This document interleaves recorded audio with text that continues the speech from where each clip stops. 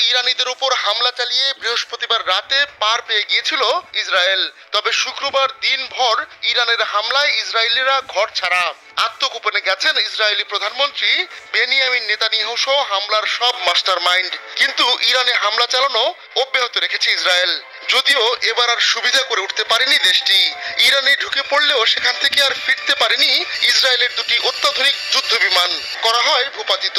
এমনকি ভূপাতিত যুদ্ধ বিমানের একজন নারী পাইলটকেও আটক করা হয়। ইরানের আধা সরকারি বার্তা সংস্থা মেহের নিউজ এক প্রতিবেদনে এ তথ্য জানিয়েছে। ইরানের আরেকটি বেসরকারি বার্তা সংস্থা তাসনিমও একই ধরনের দাবি করেছে। তবে ইসরায়েলের সেনাবাহিনী ইরানের এমন দাবি অস্বীকার করেছে।